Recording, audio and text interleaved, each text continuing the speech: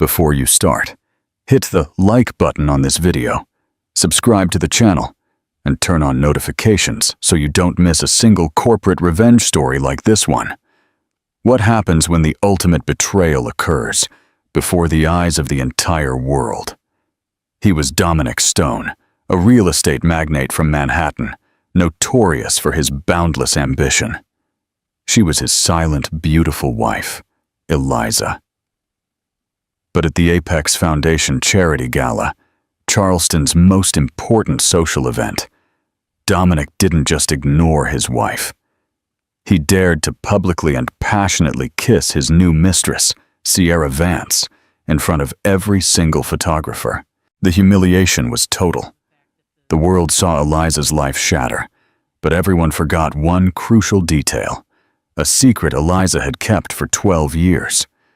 Dominic may have run the company, but Eliza owned it, and the hammer was about to fall. The Gilded Cage. The grand ballroom of the Wentworth Mansion in Charleston was stifling. It wasn't the heat.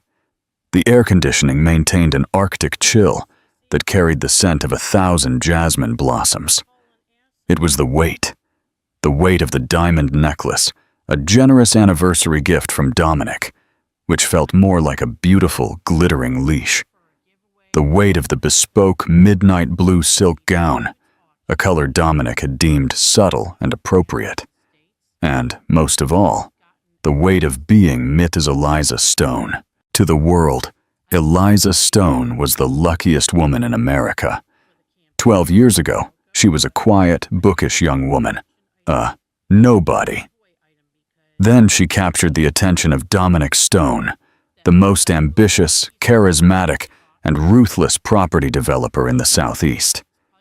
He had built Stone Capital from nothing, a story he told often, turning it into a $10 billion empire.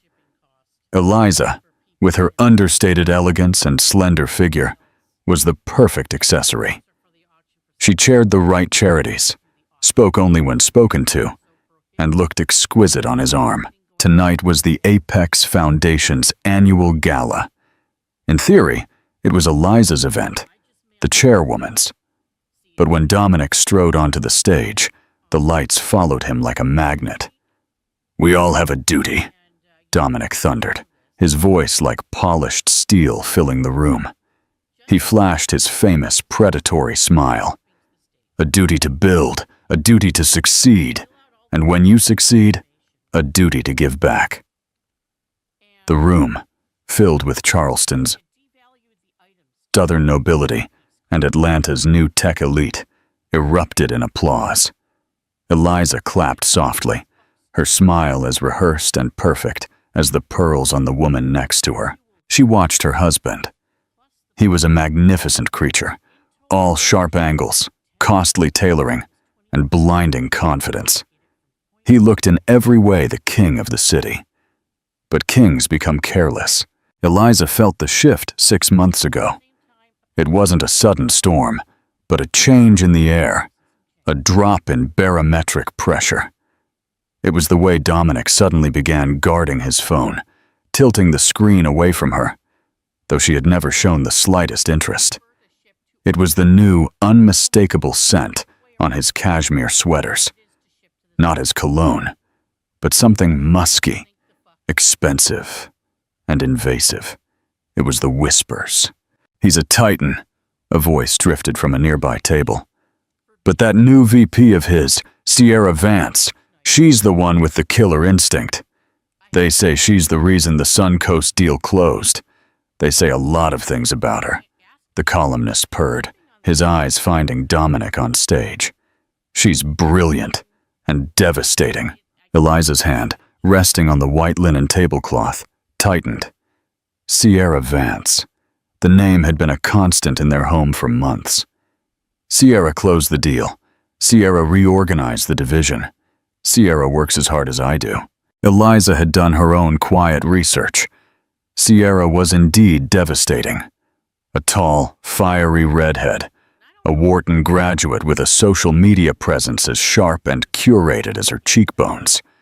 Her feed was a mix of brutalist architecture, high fashion, and enough candid boardroom shots at Stone Capital to signal her importance. Dominic finished his speech, and the applause was deafening. He strode off stage, but instead of returning to Eliza's table, he was intercepted by a mob of adoring fans. Eliza watched him laugh, that great theatrical laugh, and slap a rival developer on the back. Her cell phone vibrated silently in her clutch bag. A single-line text message from a number saved as AG. Account settled. Event Horizon provision confirmed and secured. Eliza read the message once. A barely perceptible breath escaped her. She texted back a single word. Admitted. She looked up. Across the ballroom, Dominic had finally worked his way to Sierra Vance. Sierra, in a daring, crimson dress that left nothing to the imagination, looked at him not as an employee, but as a predator assessing her prey. She laughed, touching his forearm. It was a casual gesture of intimacy that screamed ownership. Eliza picked up her water glass, the cool crystal against her skin. The weight of her dress, the diamonds, the last name. It was all still there. But it was no longer a cage. It was armor. She was the quiet wife, the subtle accessory, the woman who would never, ever be a threat. And as she watched her husband and his mistress in the center of the room, Eliza Stone realized with chilling calm that everyone had made a terrible, terrible mistake. They believed she was just the wife of the man who ran the company. They had no idea she was the woman who owned it. Preparation for revenge. The next 2 weeks were a masterclass in subtle psychological warfare. The event Dominic and Sierra were organizing was not a hidden affair. It was Stone Capital's 12th anniversary Grand Innovation Gala. It was, by all accounts, Dominic's masterpiece. He was planning to unveil his legacy project, a multi-billion-dollar smart city complex that would redefine the Charleston skyline. His name was on the invitations. His face was on the cover of Forbes that month, anticipating the announcement. Eliza's preparations were quieter. "Mr. Graham," she said, her voice soft in the soundproof study of her own townhome in the French Quarter, a property Dominic didn't even know she owned. This was not the shared penthouse, but her sanctuary, her real office. Arthur Graham, AG, was a man who looked carved from granite. He had been her father's chief counsel, and now he was hers. He was the only person alive who knew the entire truth. "Eliza," he replied, his voice a gravelly monotone. He never called her Mrs. Stone. "The Ether Holdings board is concerned." "Ether Holdings is me, Arthur," Eliza said, turning from the window. "And I am concerned. But not about the stock price. I am concerned about the rot." "The rot?" "Mr. Stone is about to announce the legacy project," Arthur said, adjusting his spectacles. "A project funded entirely by Ether through 3 shell corporations and presented as his own. If he sinks, we take the hit." "He is going to sink," Eliza said. "He's arrogant, he's careless, and he's in love, or whatever he calls it, with a woman who is as arrogant and careless as he has become. He thinks he is the sun, and he's about to fly right into it." "So what do we do?" Arthur asked. "We do nothing," Eliza said. We let him fly. We let him reach the highest point, and when he's at the apex, I will hand him the bill for the wax." She turned back to the window. "I need you ready, Arthur. Event Horizon Protocol. I want it loaded. I want the termination for cause documents drafted. I want the asset seizure orders filed and sealed, ready to execute on my command." "That is scorched earth, Eliza," Arthur said, the closest he ever got to surprise. "That is what is left after a forest fire, Arthur," she countered. "And I am standing in the ashes." Pause for thought. If you were Eliza, would you have exposed Dominic immediately, or waited for the perfect moment like this? Comment your answer. In the penthouse, the glass and chrome box Dominic called home, the tension was palpable.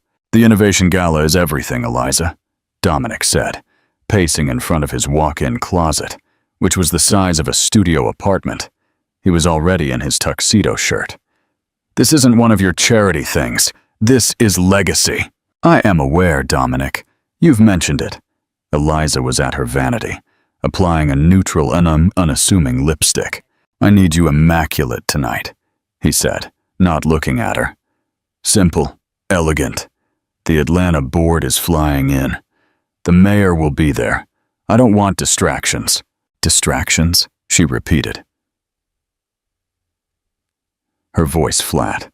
Yes, just be the perfect hostess. Smile, shake hands, and leave the important conversations to me.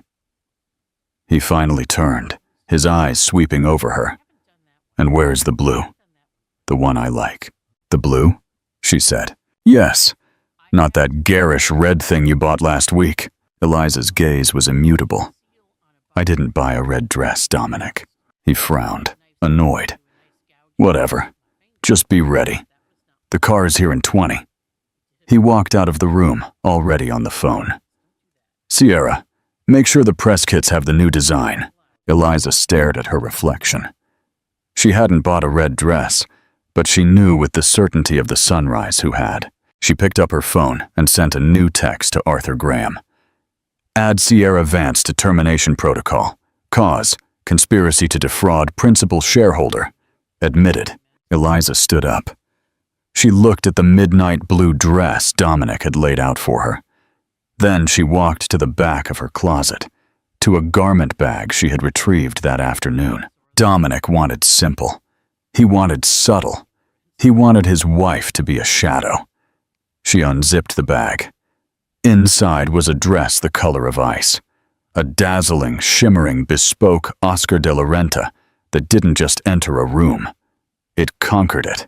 He wants a distraction, she whispered to her reflection. He is about to get one. The kiss. The Gibby's Museum of Art in Charleston was transformed. The Grand Hall, usually reserved for ancient relics, was now a monument to modern ego. Giant screens with stone capital projections swept the walls. The air thrummed with a string quartet playing a modern rendition of an Albanese concerto. When Dominic and Eliza Stone arrived, a blast of paparazzi exploded in a blinding wall of light. Dominic, as always, soaked it up. He put his arm around Eliza's waist, a possessive gesture. But the narrative shifted. The whispers from the press line were different tonight. It's Eliza. Mrs. Stone, look at that dress. Eliza, in her shimmering, glacial white gown, looked less like a shadow and more like a queen. The diamonds at her throat were not a leash. They were a warning. She smiled, a tiny, knowing Samaro smirk, and let Dominic lead her inside. But she was the one everyone watched. Dominic felt it. He gripped her waist harder, his smile tightening. It's a lot of dress, Eliza. Too much, don't you think? Is it? She murmured, slipping from his grasp to take a champagne flute from a passing waiter.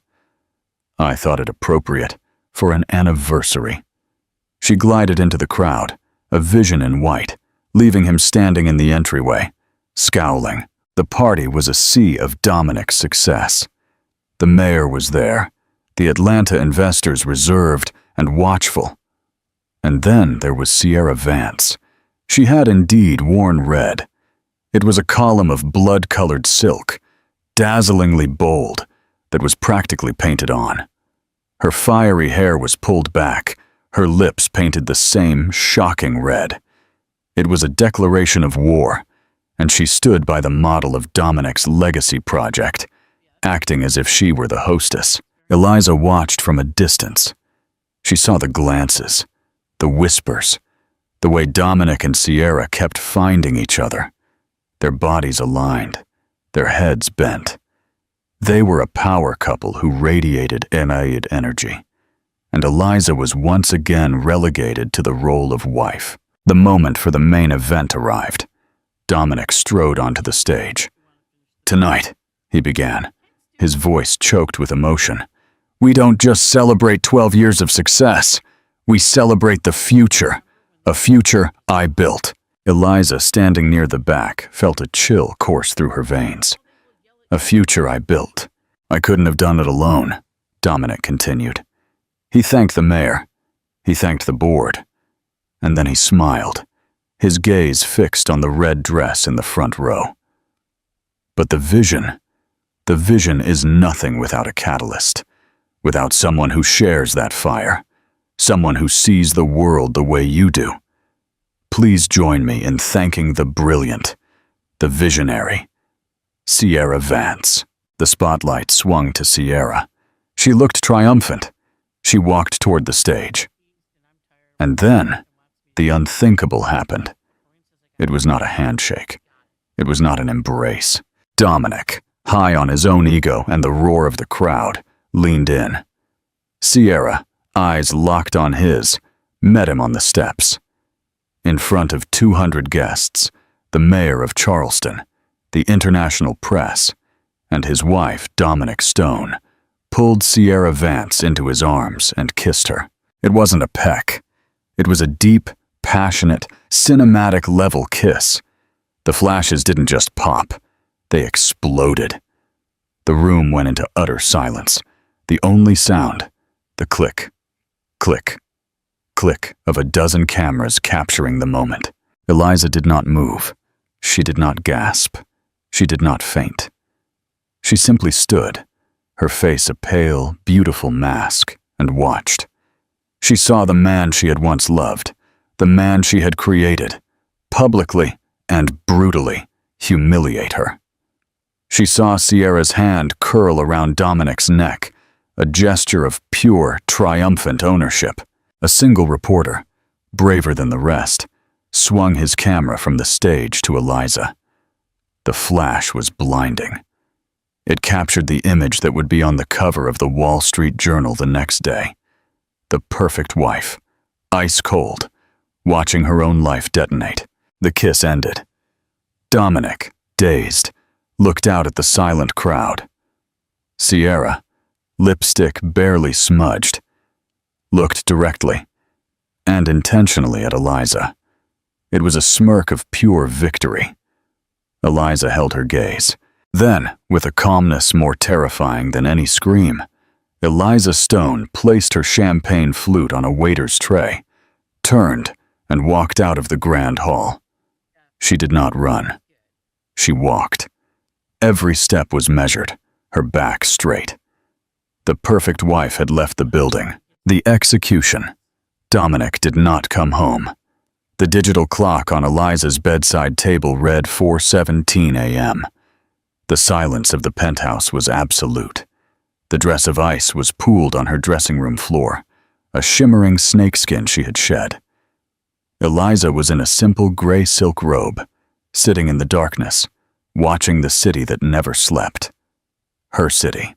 Her cell phone, which had been incessantly vibrating for hours, with texts from concerned friends and calls from Dominic that she had silenced, lit up with a single message from Arthur Graham. "Are you all right?" It was the most personal thing he had ever asked her. He kissed her in front of everyone. The journal is already online. "The stone and the siren," Eliza typed. A moment later, Arthur replied, "The protocol, activate." Eliza's thumb hovered over the screen. This was the final button. There was no going back. She thought of the 12 years of work, of building Dominic, of believing in the man he could be. She thought of the look on Sierra's face, that smug reptilian victory. She thought of the kiss, the arrogance, the public execution. "Activate," she wrote. "Event horizon full. Seize assets, freeze accounts, terminate leases.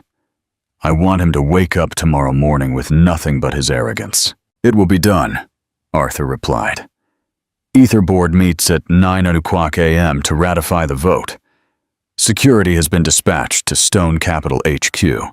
They secure the servers at 6 a.m. And Arthur?" Eliza typed. "Yes. Make sure they change the locks on the executive washroom." Eliza switched off the phone. She felt nothing. No sadness, not even rage, just a deep, cold emptiness that was rapidly filling with resolve. The sun was rising over the Cooper River when the penthouse door finally opened. Dominic stumbled in, his tuxedo tie undone, his hair mussed. He reeked of Sierra's perfume. He saw Eliza sitting in the morning gloom, and he visibly flinched. The bravado of the night before was gone, replaced by pale, hungover fear. "Eliza," he started, his voice thick. "Look, about last night." "No," she said. Her voice was quiet, but it cut through the room. It happened so fast. The energy, the crowd, Sierra. "Her name," Eliza said, standing up, "is the last thing I ever want to hear you say." "Eliza, listen to me."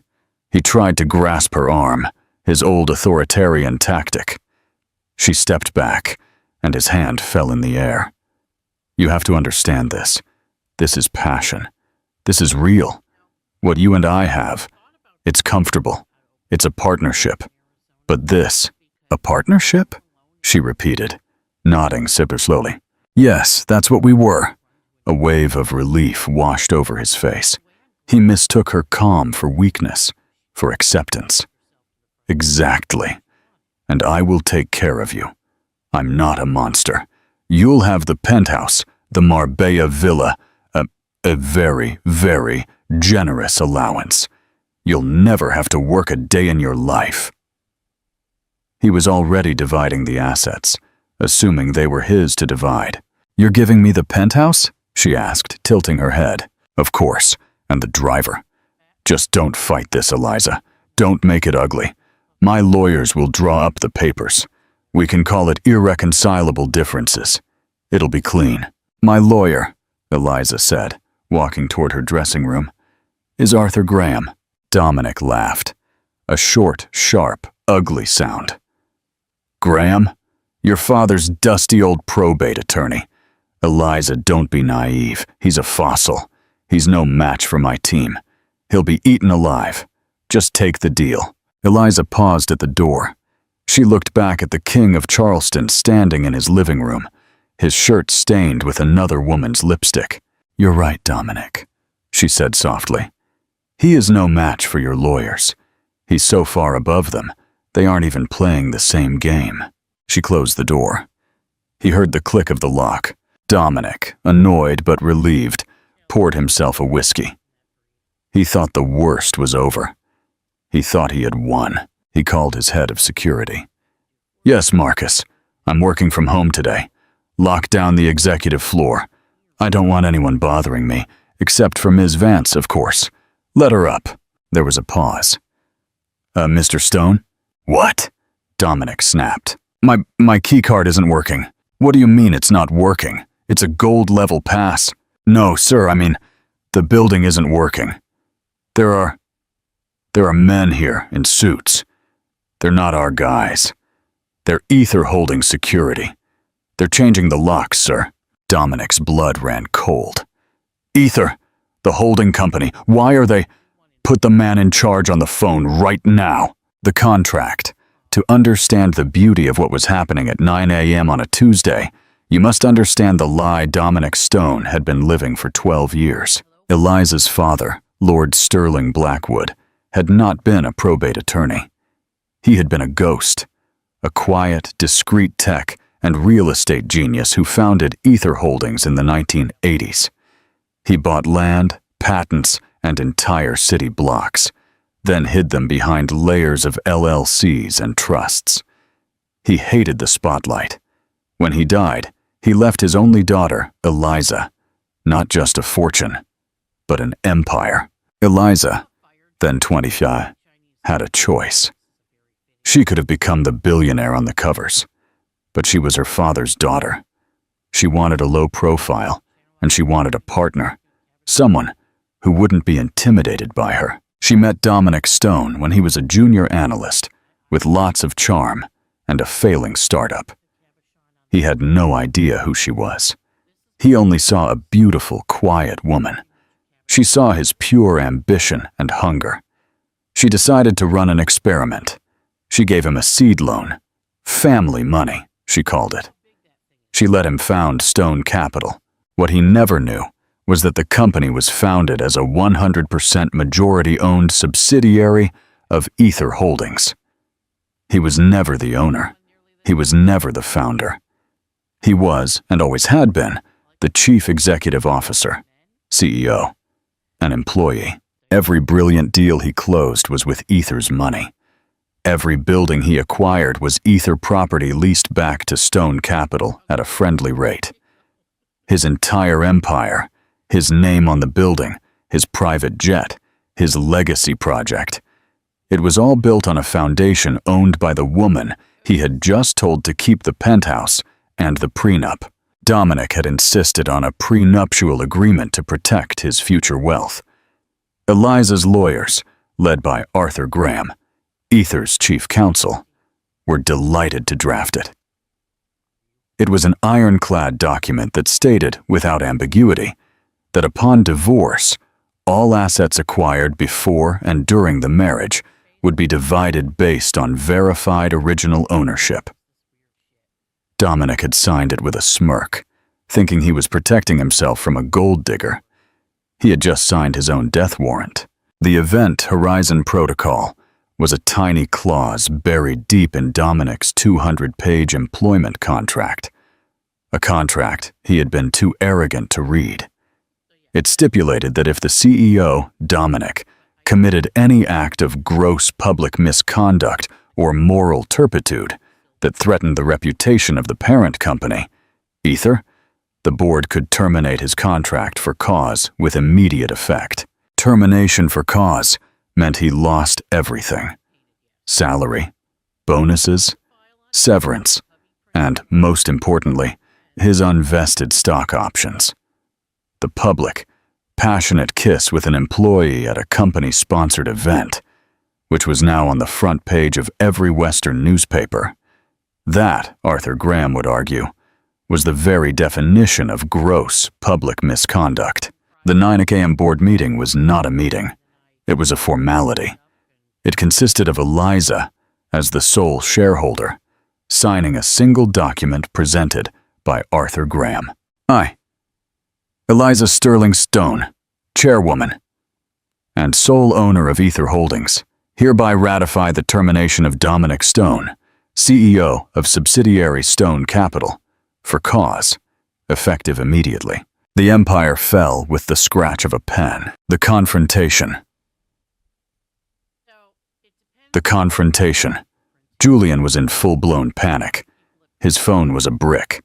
His email had bounced back with a user unknown error. The private elevator to his office, access denied. He had, in fact, taken a cab, to the Stone Capital Tower, the glass and steel monument to his own ego. He stormed the lobby, face crimson. "I am Dominic Stone. You will let me up to my office," he roared at the new security guards in the lobby. They were big, quiet men, with the Ether Holdings emblem on their lapels. "Mr. Stone, sir, your name is not on the access list," the lead guard said, his voice polite, but final. "I am the access list," Dominic shouted. "No, sir, you are not." Just then, the elevator doors chimed. Sierra Vance arrived, looking flustered, but triumphant. She wore a sharp white pantsuit, ready for her first day as the unofficial new Mrs. Stone. "Dominic, darling, what is going on? My driver's corporate card was rejected," she said, annoyance in her voice. Then she saw the guards. "What is this? These goons won't let me up to my own office," Dominic said, grabbing her arm. "Don't be ridiculous," Sierra scoffed. She marched up to the lead guard. "I am Sierra Vance, Executive Vice President. These guards are fired. Call your supervisor now." The guard looked at a tablet in his hand. "Ah, yes, Ms. Vance. We have a package for you." He handed her a simple manila envelope. Sierra opened it, a smug look on her face. Her expression changed as she read. Her face went from smug to confused, then to ashen white. Inside was a single-page letter. It informed her that her employment at Stone Capital had been terminated, effective immediately, for company code of conduct violations and conspiracy to defraud. It further informed her that the company-leased apartment she lived in would need to be vacated in 24 hours. Attached was an invoice for misappropriated corporate assets, including designer clothing, flights, and the red dress she had worn last night, all charged to the corporate Amex. This is a joke," she whispered, the paper trembling in her hand. "Dominic, what is this? What is Ether?" Dominic was saying, his voice ragged. "They're just our silent partners. They're a holding company. They can't do this." "Indeed," a voice said. "They can." Arthur Graham walked through the lobby doors, flanked by 2 more Ether guards. He looked like a very distinguished and very expensive undertaker. "Mr. Stone, Ms. Vance," Arthur said, his voice flat. "You are trespassing on private property." "Private property?" Dominic shrieked. "This is my building. I built it." "No, Mr. Stone," Arthur corrected him. "You were employed in this building, a building owned by Ether Holdings. As of 9:01 a.m. this morning, your employment and Ms. Vance's employment were terminated for cause." The word "for cause" hit Dominic like a physical blow. You can't! The board will never approve this. I am the board." "You were the chairman of the subsidiary board, Mr. Stone," Arthur said, glancing at his watch. "A board which was dissolved by its sole shareholder this morning. Security will now escort both of you off the premises. Any attempt to re-enter will be unfortunate." The guard stepped forward. "No." Sierra suddenly found her voice. It was ragged and ugly. "You can't. Dominic is the most powerful man in this city. He will sue you. He will sue Ether. We will own that company." Dominic for the first time looked utterly defeated. He knew deep down the power of Ether. He just never knew who they were. "Who?" he whispered, looking at Arthur. "Who? Who is Ether? Who did this?" Arthur Graham looked past Dominic to the main entrance. The glass doors swung open. "I did." Eliza Stone walked into the lobby. The transformation was absolute. Last night's dress of ice was gone, replaced by a razor-sharp black Tom Ford pantsuit. Her hair was pulled into a severe, powerful knot.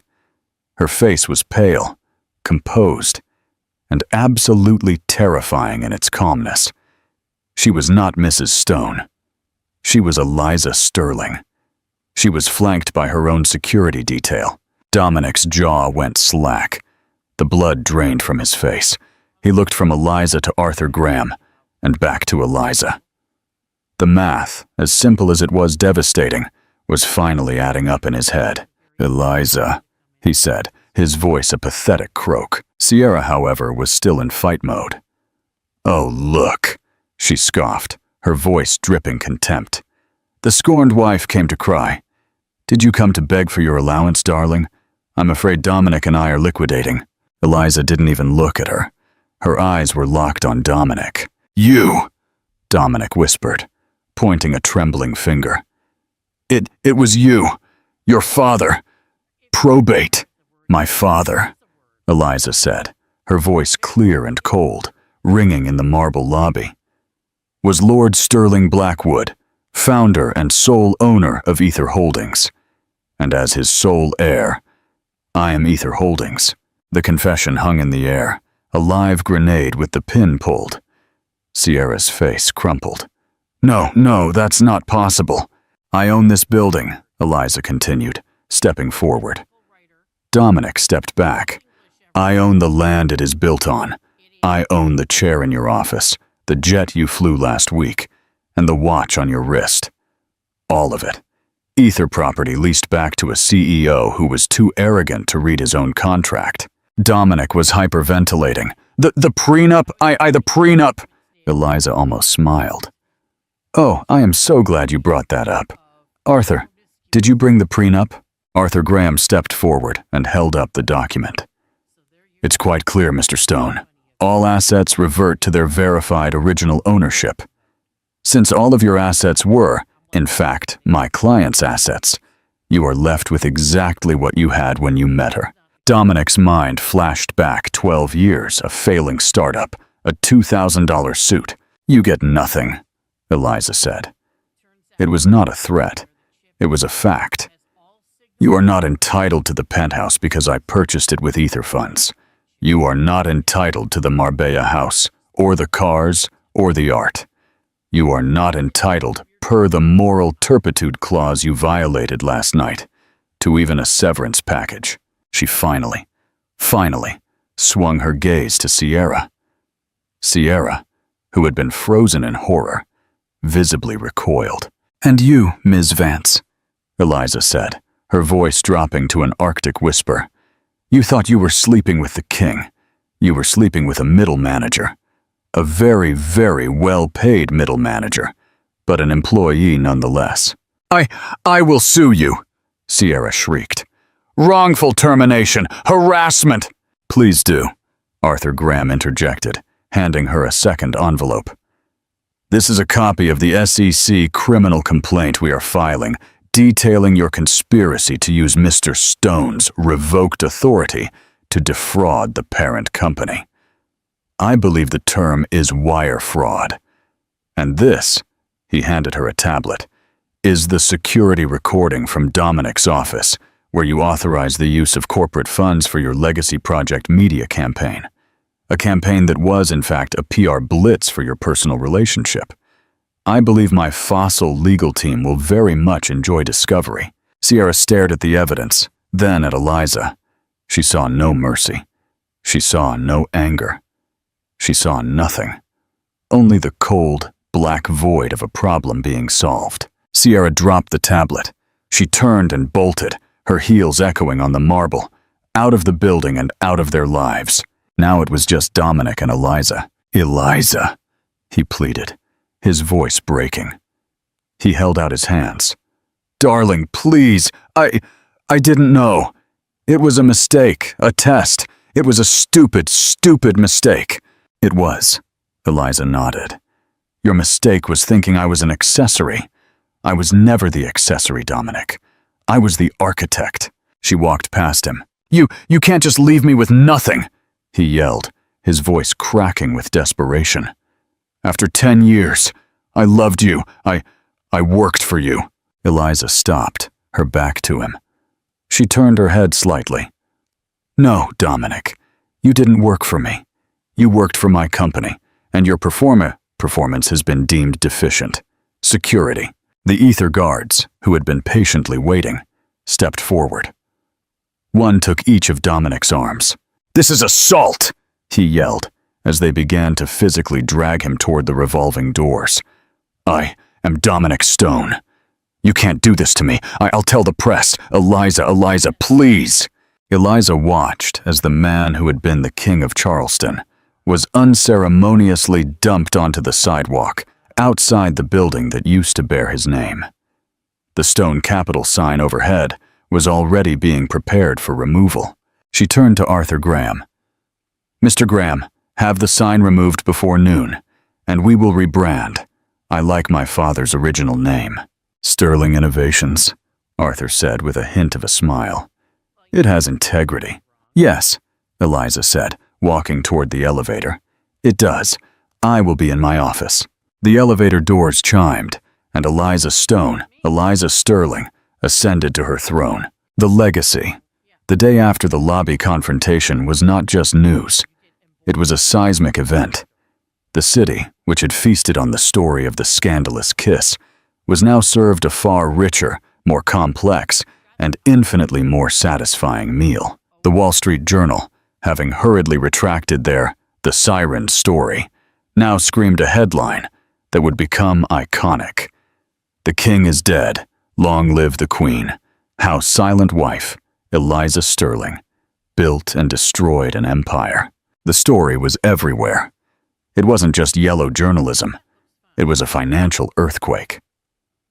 The Financial Times ran a sober, astonished analysis titled, "The Ghost of Ether: How Stone Capital Was a $10 billion Decoy for 12 Years. Forbes, which had put Dominic's face on its cover just a month prior, launched a digital edition. Invisible billionaire, Eliza Sterling, just gave a masterclass in corporate governance. The narrative, once a simple tale of a foolish wife and a cheating husband, was instantly rewritten.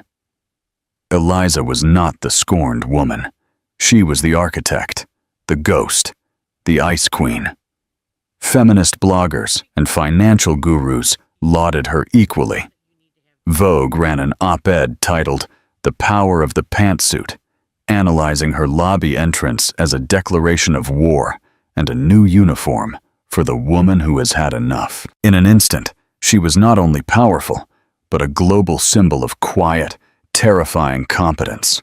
But while the world read about the new queen, the old court was in ruins. Dominic Stone hadn't slept. He wasn't in the penthouse. His key fob hadn't even worked in the elevator. He wasn't in a 5-star hotel. His Amex Centurion, his black card, his very identity, had been rejected with a discreet digital beep of finality. He was in a sterile, two-bed night Holiday Inn room downtown, a room he paid for with the last cash in his wallet. He was sitting on the edge of the bed, the cheap comforter scratching his skin, watching his own execution on CNN. He saw Eliza in that black pantsuit, walking into his lobby. He saw himself, a madman, being dragged away, his face a crimson mask, screaming his own name like a curse. "It's a lie," he muttered, the remote control in his hand. He clicked to Fox Business. A panel was dissecting the Event Horizon clause. "It's a brilliant, brutal piece of legal work," one analyst said. "He violated the morality clause in front of the whole world. She didn't just divorce him, she fired him." "It's theft!" Dominic roared at the screen. "It's my company. I built it." He grabbed his phone, his contacts. They were all there. The most powerful men and women in New York and Atlanta. He would fight this. He would build an army. He called David Minguez, his personal lawyer, the shark who had drafted the prenup. "Dominic," David's voice was clipped, nervous. I can't talk." "What do you mean you can't talk?" Dominic shrieked. "She's stealing it. We sue her. We sue Ether. We tear her apart. You said the prenup was unbreakable." "It is, Dominic," Minguez said, his voice dropping. "It protects the verified original ownership. And Dominic, I've seen the incorporation documents. They were just sent over by Ether's counsel. You don't have any original ownership. You were a CEO, an employee on payroll. You founded Stone Capital as a 100% subsidiary of Ether Holdings. Dominic, she funded your startup. It was always hers." The phone felt slick in Dominic's hand. No, that's not." "And Dominic," Minguez said, the final nail, "I can no longer represent you. Your retainer agreement was with Stone Capital. Since you are no longer an agent of that company, and frankly, given Ether's counsel has sent a cease and desist to my entire firm, we are dropping you. Conflict of interest. Goodbye, Dominic." The line went dead. He tried others. His club friends, his rivals on the board. No one answered. Voice messages. User not found. He was a non-person. He was radioactive. A primal scream of rage and terror welled up in his chest. He threw the phone. It smashed against the wall in front of a generic framed print of a rowboat. He had one last card, one last desperate move. He used the hotel phone to call the one person who still profited from his misery, the columnist from the Wall Street Journal who had been at the gala. 2 hours later, they were in the hotel's dark, empty bar. The columnist, a man named Marcus, sipped a club soda, a small recorder on the table. "She's a monster," Dominic spat, his hands shaking. He hadn't shaved. "She's a black widow. She planned this for 12 years. She's inhuman. She let me build it just to take it away. She's the one who had the affair, you know, with Graham. I'm certain of it." Marcus just nodded, his eyes gleaming. "This is good, Dominic. This is gold. The betrayal of the Ice Queen. Keep talking. I am talking, Dominic said, leaning in. About my story, my book, my movie. I'll tell everyone the truth. I'm afraid you won't, Mr. Stone. A new, quiet, cold voice interrupted the bar. Dominic and Marcus spun around. A young man in a perfectly tailored, unwrinkled suit was standing there. He looked about 25, but his eyes were ancient. He worked for Arthur Graham. "Who the hell are you?" Dominic snapped. The young man did not answer. He simply placed a single folded document on the table in front of Dominic and tapped it. "What is this?" Dominic unfolded it. "That," the young counsel said, "is Appendix F, Section 3 of your CEO employment contract, the non-disclosure and non-disparagement agreement. It is comprehensive. It states, in short, that you cannot discuss Ether Holdings, Sterling Innovations, or any member of its board, which includes Eliza Sterling, in any public or private forum in perpetuity." "Or what?" Dominic scoffed, though his heart hammered. "Or," the counsel said, "you will be liable for liquidated damages in the sum of," and I quote, $1.5 billion. "My firm has been instructed to monitor all media. If a single word of Mr. Stone's story appears in print, we will file suit, and we will win. We always do." The counsel looked at Marcus. "And you, sir, are now part of a potential tortious interference. I would advise you to delete that recording." Marcus, who had faced angry celebrities and mob lawyers, fumbled with his recorder and hit delete. He was terrified. "Good day, gentlemen." The young counsel turned and walked away. Dominic stared at this paper. It was a prison. He wasn't just ruined. He was silenced. He had no money, no company, no friends, and not even a story to sell. He was a ghost. He had been completely, utterly erased. The fall of the siren. Sierra Vance, on the other hand, was not the type to be erased. She was a fighter. She was a siren. And she was, in her own mind, the true victim. She spent 48 hours exhausting her remaining credit lines, assembling a dream team of lawyers. She was suing for wrongful termination, sexual harassment. Eliza created a hostile environment, and emotional distress. She was going to own Eliza Sterling. Her day in court, or rather, a sterile deposition room, came 3 weeks later. She walked in a dark, modest suit, her fiery hair pulled back. She was playing the role of the serious, aggrieved professional. Eliza was not there, of course. Only Arthur Graham, flanked by his sharp, young associate. "Ms. Vance," Arthur began, his voice a gravelly monotone. "Let's not waste time. You allege wrongful termination." "I was the highest performing executive at Stone Capital," Sierra said, her voice clear and rehearsed. "I was fired out of personal spite by a jealous, unbalanced woman. An unbalanced woman who, as sole shareholder, had every right to dissolve the board and clean house," Arthur countered.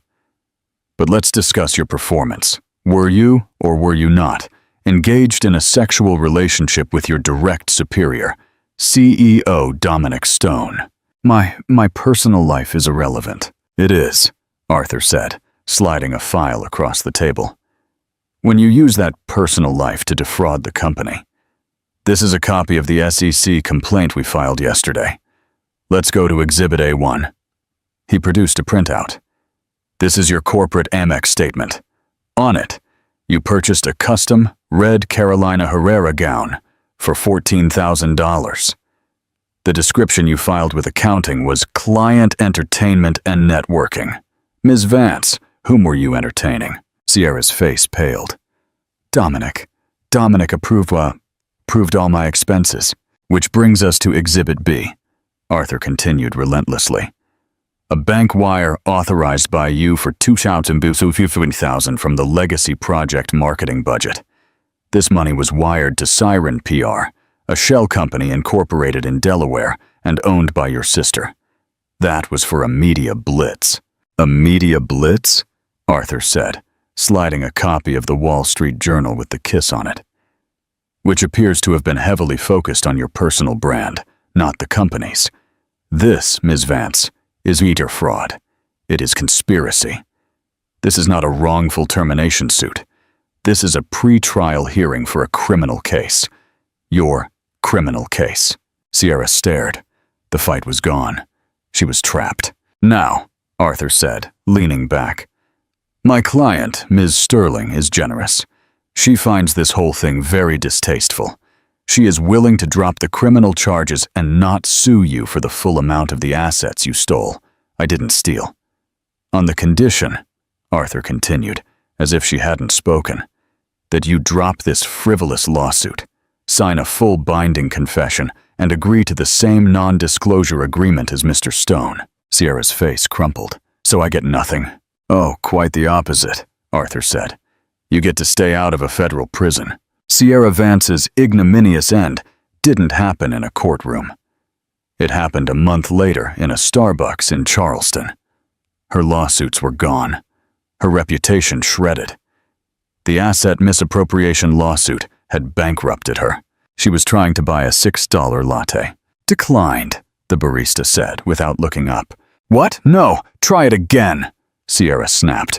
It's a new card. The barista sighed, swiped it again. Declined. Again? Do you have cash? Do you know who I am? Sierra shrieked, the pressure of the last month exploding. I ran $1 billion company. This is ridiculous. Mom, I just need $650, she said in her native tongue. I am Sierra Vance. I will cost you your job. The video, titled Billionaire's Mistress Has Starbucks Meltdown, hit 10 million views before midnight. She wasn't just ruined. She was a meme. She was a joke. The coronation, while the old guard self-destructed, the new queen was building. Eliza Sterling's first act as chairwoman of the rebranded Sterling Innovations was not to celebrate, but to demolish. She stood in the huge, opulent boardroom, Dominic's throne room, with the architects of the Legacy Project. Madam Chairwoman, Ms. Sterling, the lead architect, a nervous man named Peter, began. Here are the revised blueprints for the spire. As Mr. Stone requested, it will be the tallest residential structure in the Western Hemisphere. A 20,000 square foot penthouse. Private. Stop, Eliza said. Her voice was quiet, but it silenced the room. Thank you, Mr. Peter, but you can throw this away. The architects looked at each other in horror. But Madam Chairwoman, this is 4 years of work. It was 4 years of work on the wrong project, Eliza said, walking to the giant model of the glittering phallic tower. This is a monument to one man's ego. I have no interest in ego. I am interested in a legacy. She turned to the stunned team. We are redesigning from the ground up. The spire is gone. We are not building a private club for billionaires. We are building a community. She pointed to the base of the model. This half. It becomes 1,000 units of state-of-the-art dignified housing for low to middle-income families. This private park. She moved a small gold-plated Model tree. Is now a public park. And this space. It becomes a new, fully funded STEM school for the district.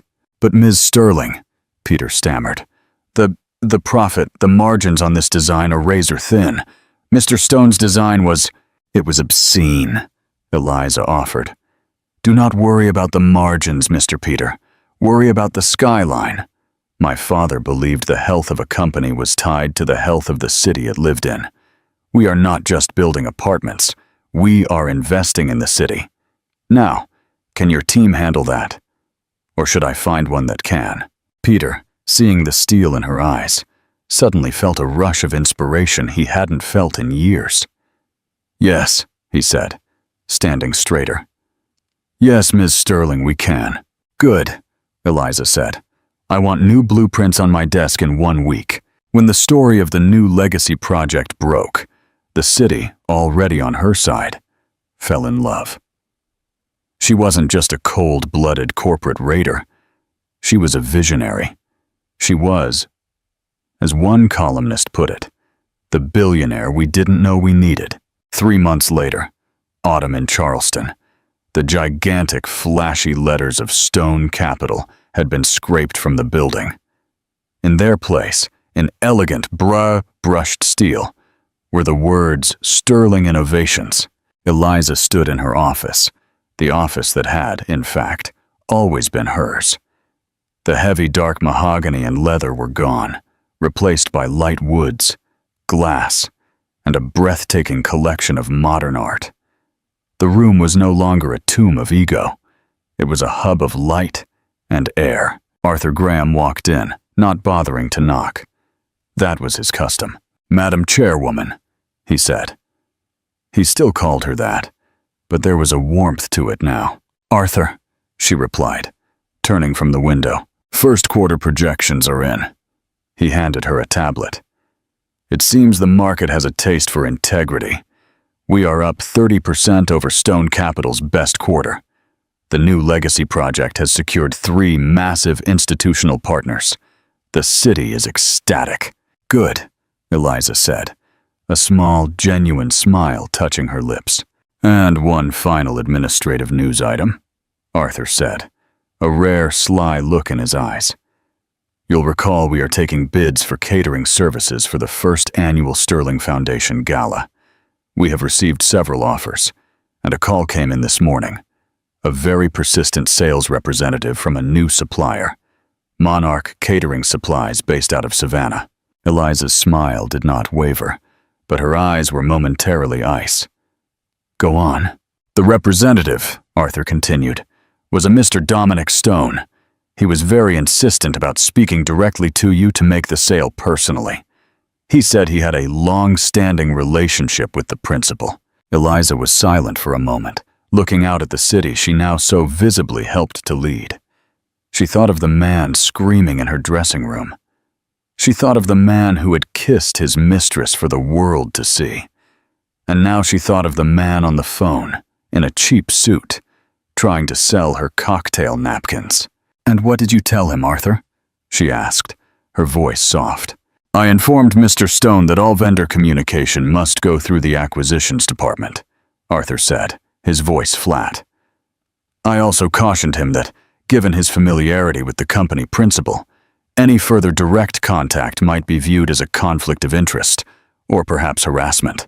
"And the bid?" Eliza asked. "Competitive per unit," Arthur said, with the slightest shrug. "But I'm informed the quality of his napkins is, to put it mildly, deficient. We will, of course, be declining." Eliza finally laughed. It wasn't a loud laugh, but it was real and warm and filled the entire office. "Thank you, Arthur. That will be all." "Madam Chairwoman." He left her alone. Eliza Sterling turned back to the window. The weight of the diamonds was gone. The weight of the dresses was gone. The weight of the name Stone was a bitter, distant memory. All that remained was the crown. It was heavy. It was hers. And she, for the first time in her life, realized she was born to wear it. The meaningful ending. And so, the empire built on arrogance was toppled by the woman who laid the first stone. Eliza Stone, now Eliza Sterling, didn't just get revenge. She got justice. She reminded the world that the quietest person in the room is often the most powerful.